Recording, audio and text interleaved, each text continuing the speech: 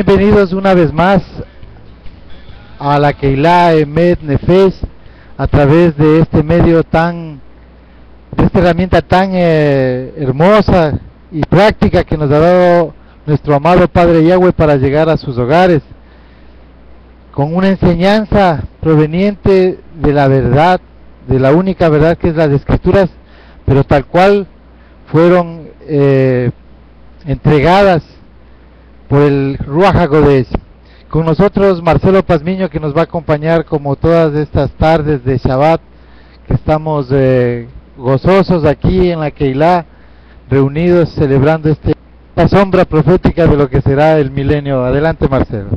Shabbat Shalom para todos los que nos están siguiendo a través de Justin TV, el canal de vida, este canal por el cual nosotros estamos llegando hasta sus hogares, como decía Marcelo, con la enseñanza verdadera, con lo que nos muestra realmente las Escrituras sobre la profecía bíblica de los sucesos que van a acontecer durante el milenio para la venida de nuestro Yeshua, de nuestro Mesías el Salvador.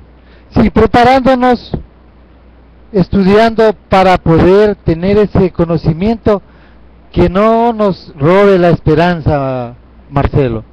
La esperanza que por el conocimiento o por el desconocimiento, mejor dicho, muchos sufrirán esa gran decepción, que es cuando no venga en la nube Cristo, como les fue anticipado, como ladrón en la noche, repentinamente, un día que nadie sabe, que es muy contrario a las Escrituras, porque nosotros sabemos por Escrituras que todo ojo lo verá, y que los siervos, los entendidos, serán quienes reconozcan todos los eventos, y uno de ellos estamos seguros que es usted, esa oveja perdida de la casa de Israel.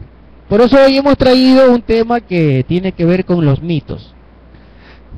Los mitos especialmente heredados del catolicismo, y vale recalcar algo en este punto, que toda esta doctrina heredada de Roma, desde el siglo II y III, la adquirió la Iglesia cristiana, que como nosotros nos vamos a dar cuenta y vamos a ser concluyentes en lo que vamos a observar, que la Iglesia cristiana está estrechamente vinculada, podríamos decir que es una hija del catolicismo romano.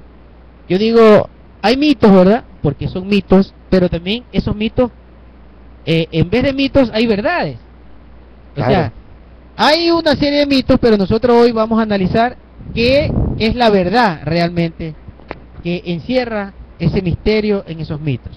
Sí, vamos a enumeremos los mitos, los más frecuentes, los más comunes, los que han distorsionado en su mayoría la doctrina, la única doctrina que está en las Escrituras originales en un contexto hebreo.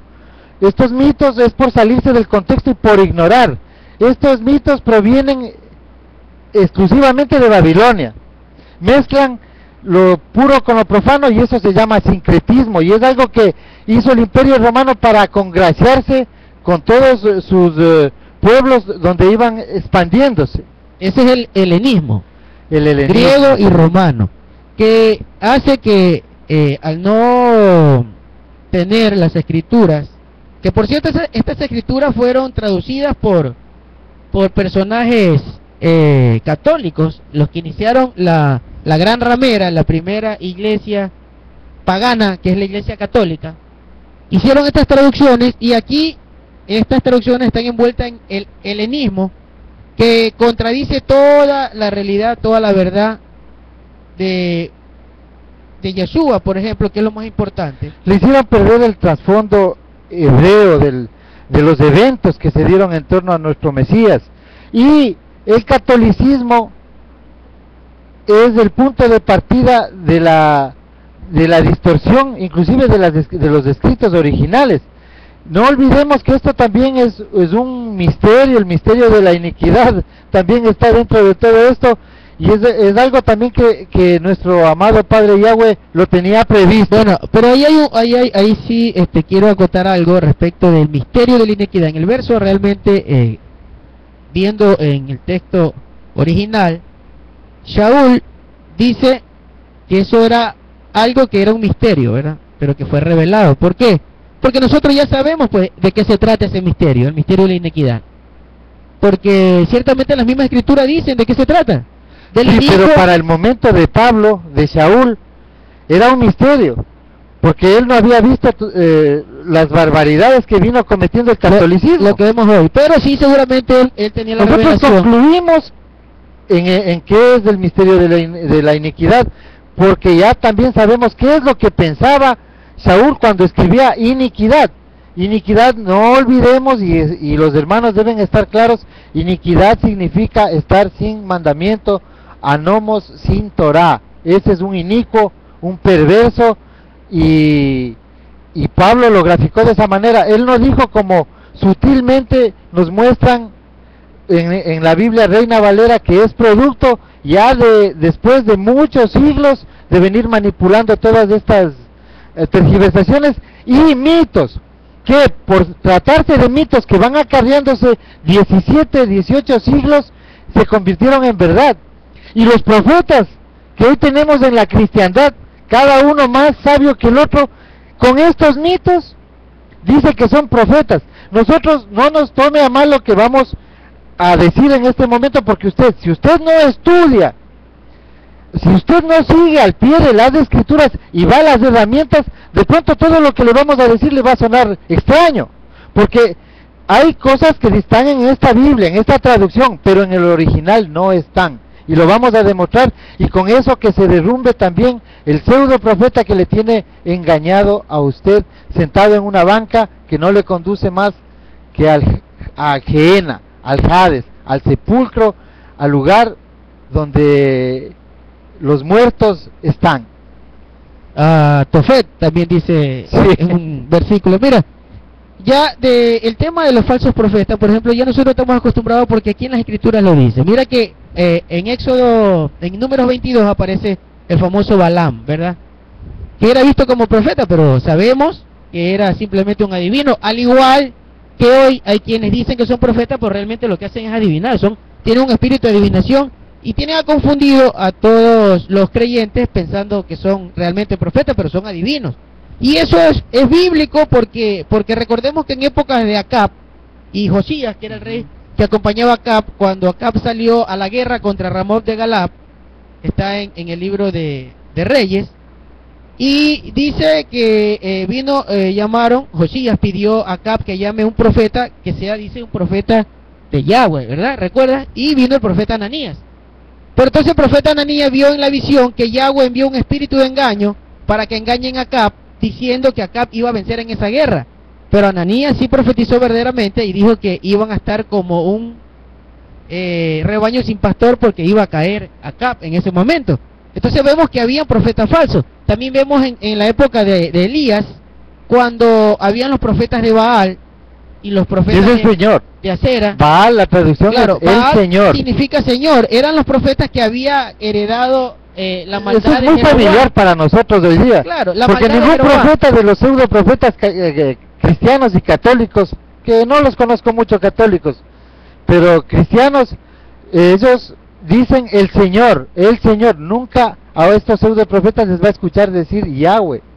Claro, entonces, como decía, estos profetas que ya los vemos en las escrituras actuar, eso no es desde ahora, eso es desde la antigüedad.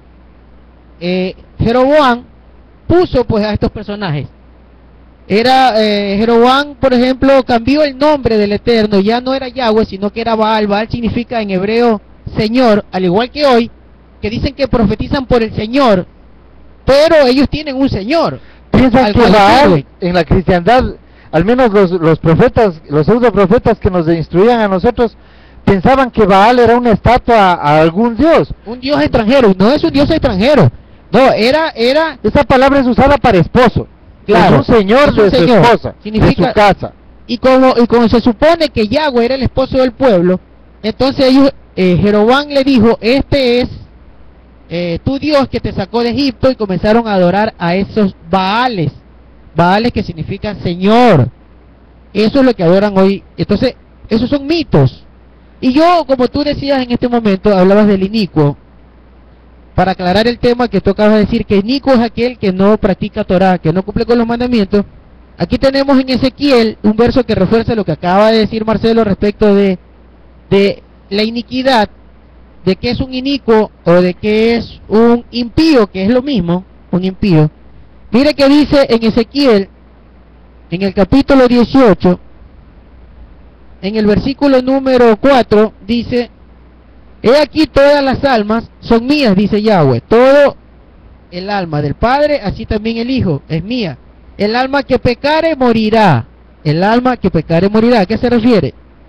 Verso 5 dice: y el hombre que fuere justo e hiciere según derecho y justicia, que no cometiere sobre los montes ni al... Mire, esto es importante. Mire que comienza a enumerar lo siguiente, verás, lo que es estar sin Torah.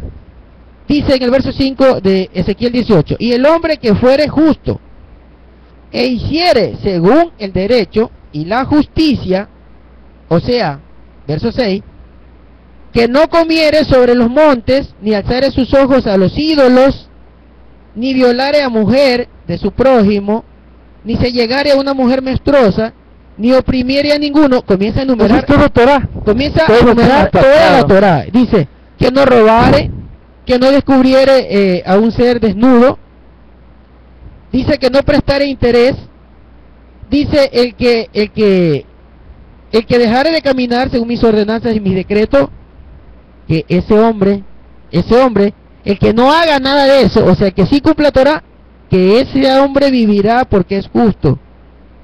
O sea, el que no comete pecado es la muerte. Claro, el que no comete pecado, el que vive con la Torah, el que vive pegado a los mandamientos, dice que esa alma vivirá, esa alma guardará su vida.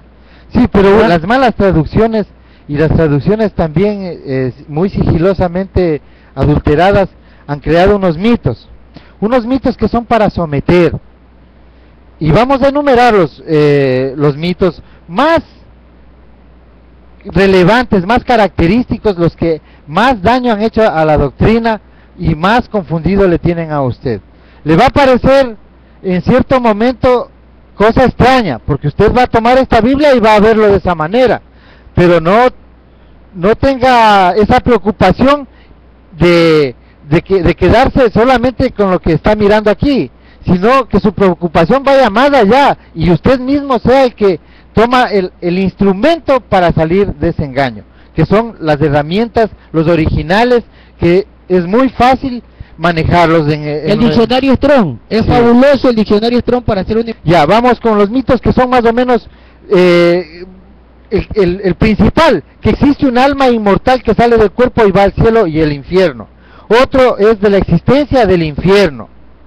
Otro mito es que todos los días son santos y el domingo es el día de reposo y de descanso.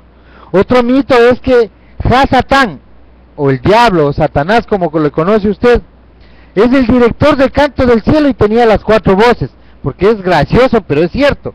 Esas cosas se manejan y ya vas a ver que aquí también le pusimos cosas de las que nosotros estábamos muy familiarizados y pensábamos que provenían de Jerusalén, pero eran de Popayán, de Medellín, de algún lado de eso, pero no eran nada de ningún lugar santo.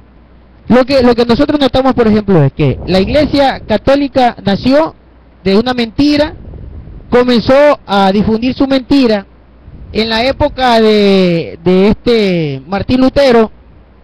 En la Edad Media comenzó a salir un grupo de protestantes, ¿verdad?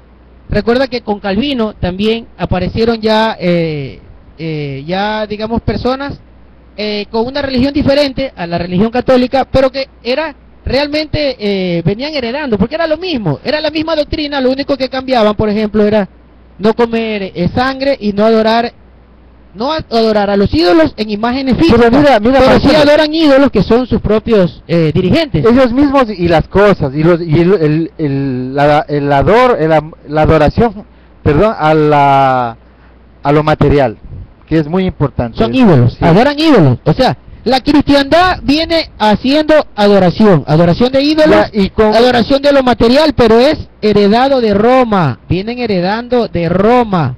Tú mencionaste a Calvino, y a Lutero. Y aquí vale hacer una aclaración. Lutero estaba en contra de todas estas mitologías, especialmente de que el alma es inmortal. Él no lo aceptó y estaba criticando a Roma. Y uno de sus postulados en la historia de la Reforma de Lutero, vemos que él proclama esto, pero él tenía un ayudante, un colega que estaba en el movimiento de él, que se llamaba Felipe Ben Ashton.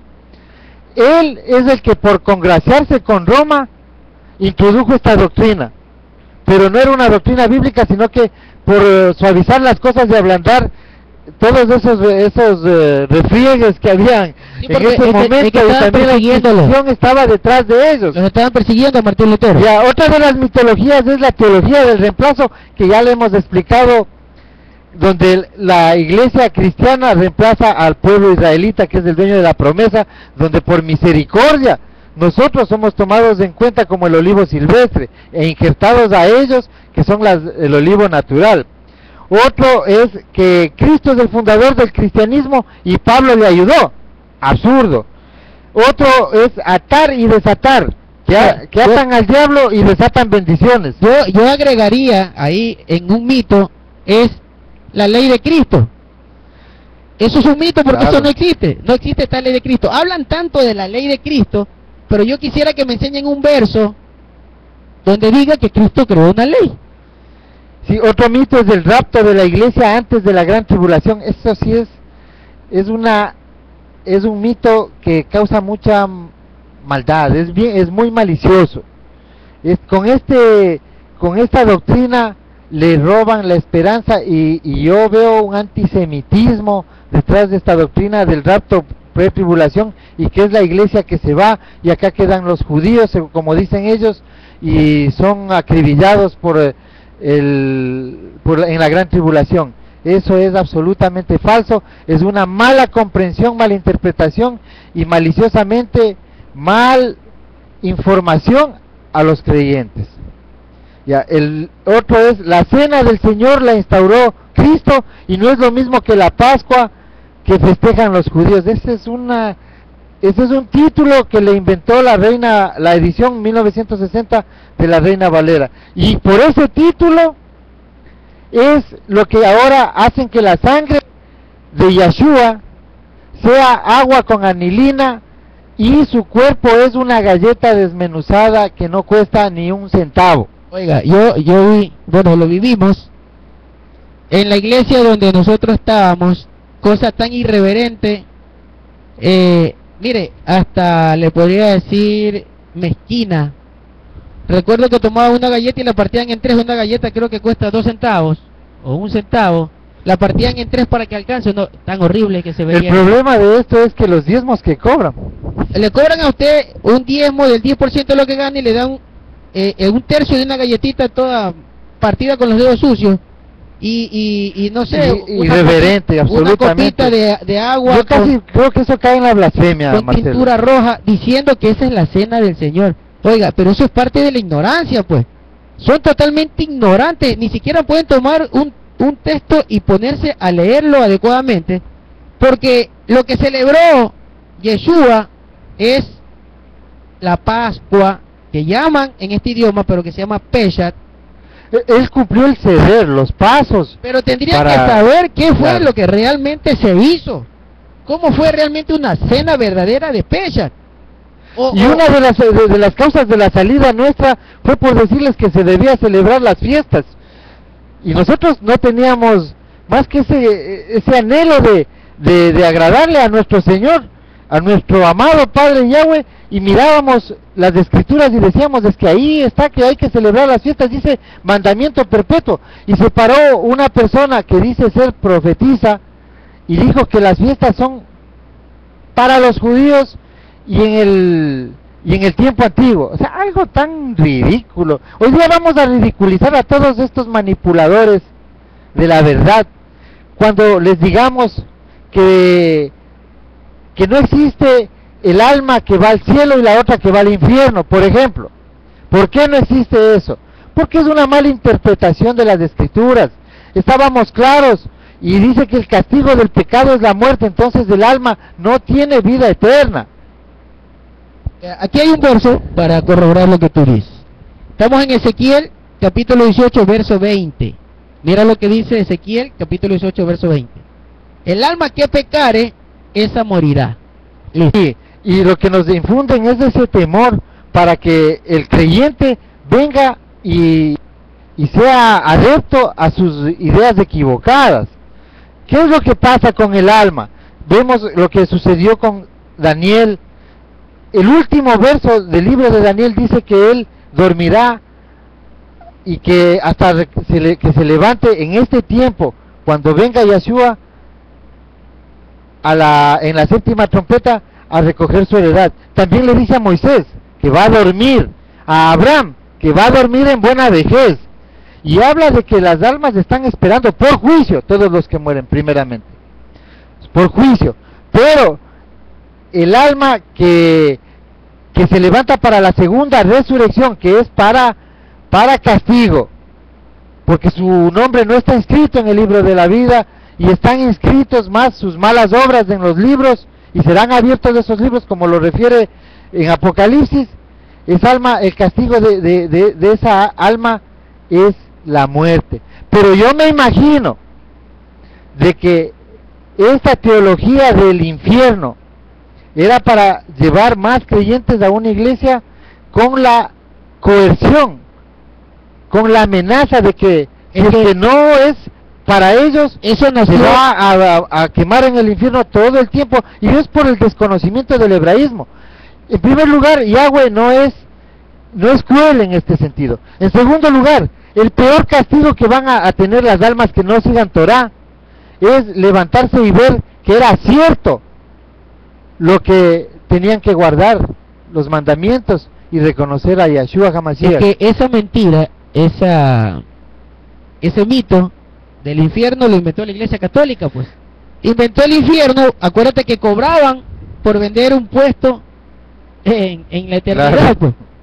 Cosa por la cual también pues hubo movimiento en contra de aquello, que Martín Lutero también lo hizo.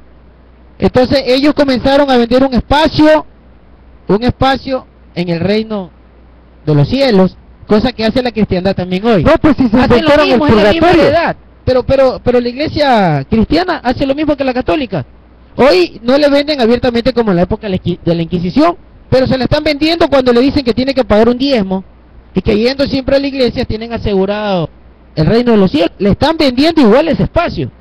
Es lo mismo. Sí, lo único que cambian solamente es el discurso, pero realmente el razonamiento es el mismo. Exactamente el mismo. Es que es en Apocalipsis 17:15 dice que la gran ramera y sus hijas. Vemos una doctrina que ha generado muchas hijas, y en una de ellas nosotros estábamos activamente participando como falsos profetas.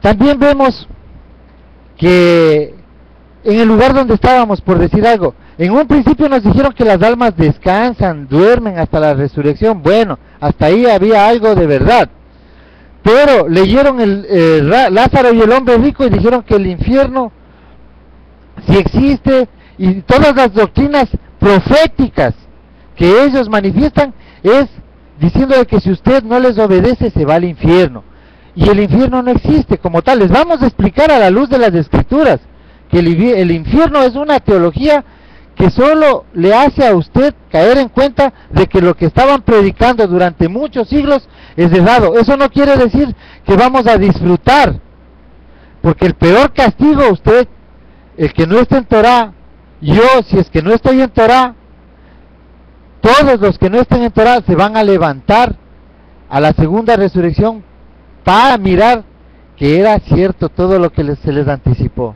Marcelo. Y que no van a poder disfrutar de ese reinado en el cual vamos a estar los que sí estemos confiando en que hay que practicar Torah. Ya, vamos a ver que hay un verso en Marcos 9:47 a 9:49, donde Yahshua se refería a algo que lo han traducido como el infierno en esta Biblia. La Biblia Reina Valera de 1960 Dice así: y si tu ojo tuviese ocasión de caer, sácalo. Mejor es entrar en el reino de Dios, dice esta Biblia, con un ojo que teniendo dos ojos y ser echado al infierno. En la Biblia Reina Valera de 1909, la versión anterior a esta, no dice infierno. Todas las palabras de infierno que usted mira en el Nuevo Testamento, porque en el Antiguo no dice ni una sola vez, toda la palabra infierno que usted mira en el Nuevo Testamento decía que era el valle de Ginon. Y Yeshua decía aquí: será echado a Gehenna. El Gehenna dice en la Biblia Reina Valera de 1906, en el Textus Receptus, en la Biblia del Oso, que es la primera versión escrita por Casidoro Reina, que la tenemos todos ellos, los microfilm. Escúcheme, no piense que nos estamos inventando. Esto de aquí, usted puede ir a la página nuestra que saldrá en sus pantallas, la página de internet, y mírelo usted mismo. Están los manuscritos originales del Código Sinaítico del siglo III, del Textus Receptus, están las Biblias paralelas. Usted puede encontrar Biblias inclusive hasta en idioma...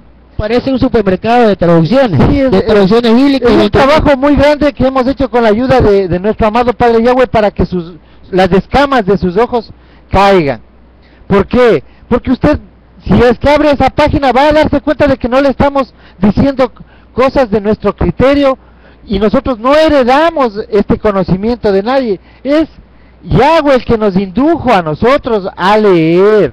No espere que le va a dar un sueño. En la iglesia donde estábamos, sueñan tanto que se olvidan de leer la Biblia, y sueñan que una persona es más que Yahweh, más que Moisés y más que el apóstol Pablo, que en verdad sí eran hombres, pero ellos eran hombres de Yahweh, no un inmundo que incita a ir por el camino equivocado. Ahora, la palabra infierno es una palabra que fue interpolada, la palabra infierno, porque realmente infierno no es lo correcto, porque según esta definición dice que la palabra que acaba de decir Marcelo, Gehenna, es una palabra griega que está codificada en el Strong con la G1067, y dice que esta palabra Gehenna realmente es, originalmente, cuando se la mencionó, se estaban haciendo referencia al valle del hijo de Ginon. Eso era una fábula que existía en esa época. Hay un verso, era un cuento que existía en esa época, que decían el valle del hijo de Ginon. No tanto como cuento, sino es algo histórico también, Marcelo, porque en la época del rey Josías existía ese valle, y existe ese valle hasta la actualidad, el valle del hijo de Ginon. Sí, claro, pero se convirtió en el basurero porque ahí adoraban a Moloch, y Josías, que es de los pocos que hizo lo bueno, él mandó a quemar todo eso, y quedó ahí un basurero y un fuego humeante. Y cuando Yeshua hace referencia de esto, es como cuando nosotros decimos una palabra muy ecuatoriana, una frase muy ecuatoriana, por decir, no sé, si en otros países que por la misericordia de Yahweh nos ven, no me tome a mal lo que voy a decir. Aquí muchas veces decimos que una persona se vaya a la punta del Cairo. Claro, o a la punta del cuerno. Exacto, entonces, más o menos así, pero era algo muy gráfico que entendían ellos, porque Gehenna era el lugar del basurero. Lo que trataba de decir Yeshua cuando decía que una persona, que un pecador era, porque un pecador era abominable, pues. Delante de un judío, un pecador era un abominable. ¿Y por qué era pecador? Porque no tenía Torah, no practicaba Torah, pecaba. Entonces era abominable, y como era abominable, decía que esa persona debería estar en un basurero, porque el valle de Ginon, o Gehenna, o hay otra palabra que lo usan, que es Tofet. Esa palabra es el basurero, el lugar donde antiguamente, quemaban a los hijos para el dios Moloch, y eso se convirtió en un basurero, después de Josías. Claro, y a dios Moloch, valga la oportunidad que tú dices hoy día, me lo mencionas, a este dios Moloch, que por Torah no debemos enunciar estos nombres, pero nosotros los vamos a nombrar por enseñarles. Este dios Moloch lo adoran hasta el día de hoy todos aquellos que van a conformar el gobierno único mundial y todas esas doctrinas globalistas.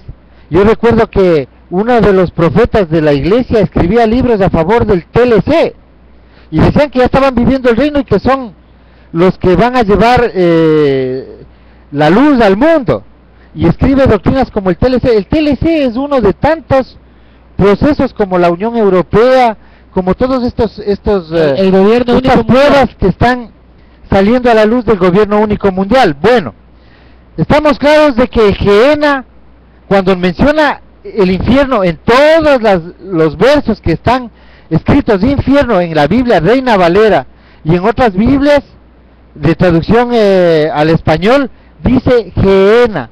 Pero aquí en el verso 49 de Marcos 9 dice: porque todos serán salados con fuego y todo sacrificio será salado con sal. Y también en el 48 dice Gehenna, donde el gusano de ellos no muere y el fuego nunca se apaga, porque ahí hubo muchos muertos. Y yo sabemos por lógica que el gusano sí muere. Claro. Entonces el gusano también es inmortal, según el Papa. Claro. Entonces no es así. Ese es un hebraísmo. Entonces lo que sí debemos aclarar es que, por ejemplo, Gehenna se hace referencias al valle de Hinnom, y el valle de Hinnom